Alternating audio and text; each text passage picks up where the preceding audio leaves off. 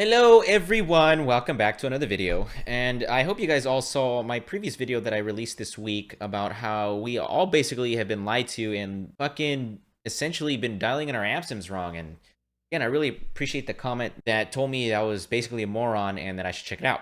So I thought it'd be pretty cool to check out and see if quote unquote bad Ampsims could be saved now, because basically the Misha video that I made about Toneforge, they told me that it could be, well, it was implied that it sounded shitty because we've been dialing our amp tones wrong, and I thought that was a pretty intriguing little implication there. So I decided, fuck it, I'm gonna test that shit out for myself.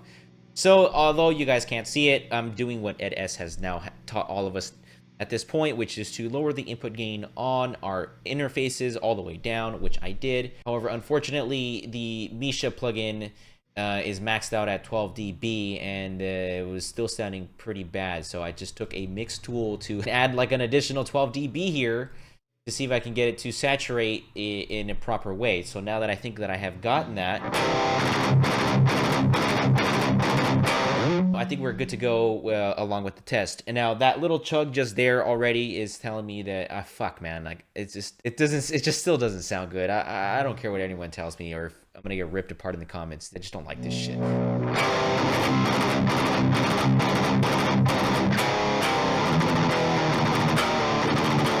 I mean, I will admit, it does respond better. It feels better. I mean, I'm not afraid to admit that I was wrong in some regard. You know, it does actually feel a lot better than what I had it at previously.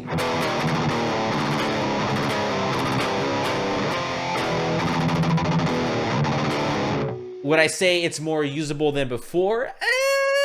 Maybe, maybe not. Would I use it? No, but to say that it feels better than before would be pretty accurate. I mean, I do like the way it's responding now a lot more than it did previously when we had the input gain dialed up. It's just responding a lot better to me. Still sounds like shit though. I just don't I just don't understand what happened here with this particular plugin here. So let's turn on the precision drive and just leave everything at stock here, and let's just start fucking with it and see what we can get out of it. Now, I am going to change the IR because the default IR is, I think, the main issue here. It just sucks so bad. So let's just try this PV. I actually do have a PV Invective in real life. For all you guys think that I'm just hating, I actually do support Misha. I have a real one. It's sitting right behind me, and I also have the PV Invective cabinet. And the amp and the cabinet sound fantastic. However, this plugin sounds absolutely nothing like my real amplifier in real life. That out of the way, let's just put on FSM 57 here, and let's see what we got now.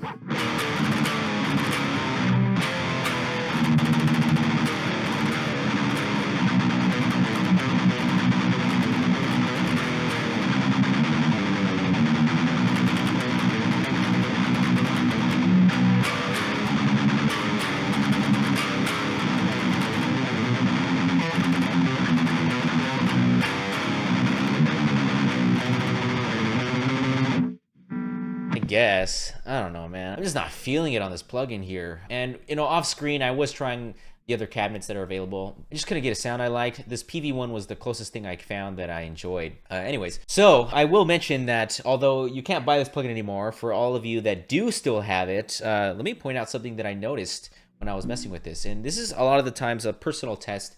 I'm not saying it's scientific in any way, but a personal test that I use to dial in certain things on certain amplifiers. And so what I like to do is just turn everything down to 0 on the low, mid, and highs, and then just turn it up until I start hearing that activate, right? And that just gives me an idea of where the bass starts to kick in, where the mids and the high end starts to kick in on the Ampsims, because sometimes as good as the modeling is nowadays, there is a lot of the times it's hard to recreate exactly everything that's going on in an amp. So by me turning everything down and then turning it up slowly as I'm playing, I get to know where the amp simulator is actually going to start triggering the frequency introduction of that particular band, which in this case would be low, mid, and high, right? So let's check that out. Well, it just sounds like a wet towel, right? But if I start going...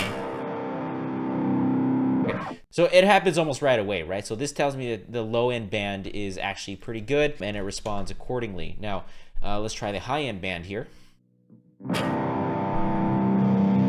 Okay, so the high-end band is pretty much good to go. It starts triggering right away. Now, here is the issue, is this guy right here in the middle. Check this out. Look when this fucking guy starts to trigger.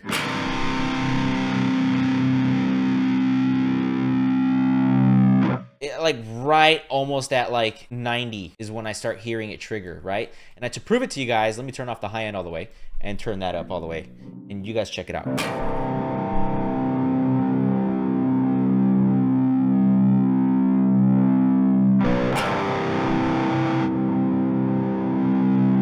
Like, holy fuck, man, I didn't hear anything happening until around like 85, right? So there's nothing happening between 0 and like 80. And you know, that explains why I had so much trouble. I was like, what the fuck, man? I can't get this shit to sound like anything I want. And it's because this mid band ain't doing shit. So anyways, now that we have that up, let's hear how that sounds now.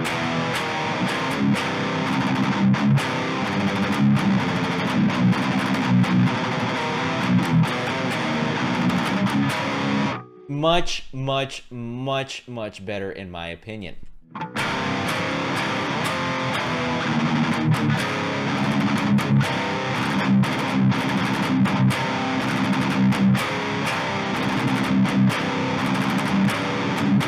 That is a much more usable tone.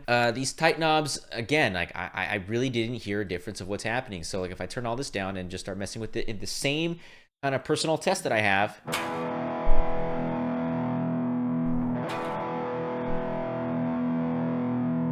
Okay, so it starts working around 70, what I'm hearing. And that sounds like a multi-band compressor to me. Actually, it's around 60. Sounds like the low mids, kind of like the Andy Sneap trick on your multi-band compressor where you just compress the low mids there. That's what that sounds like to me. Let's try the saturation knob.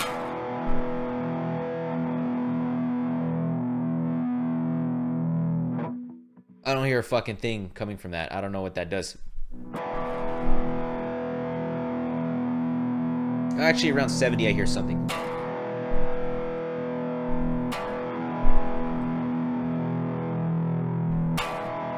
Yeah, I mean, it's just exactly what it sounds like. Just a bit more of a saturation thing going on there. Now, let's hear this purr. This apparently adds low mids.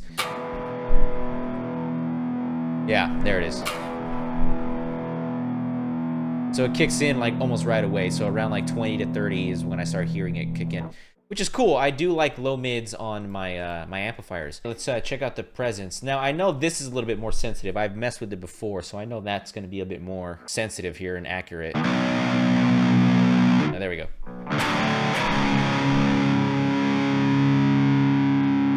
Turn it up all the way actually to hear what it's doing. Okay, so it's like a broad.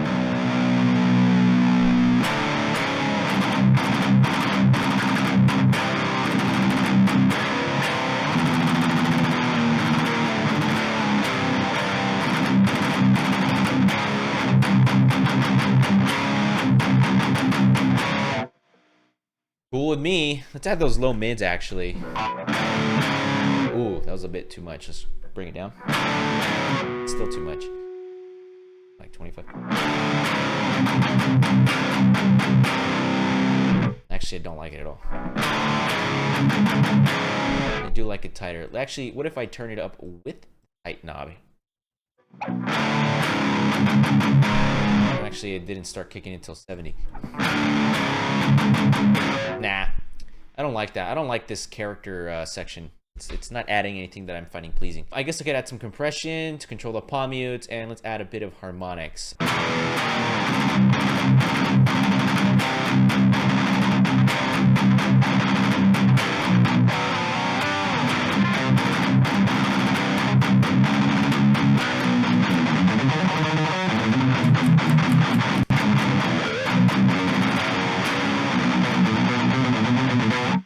Yeah, I mean,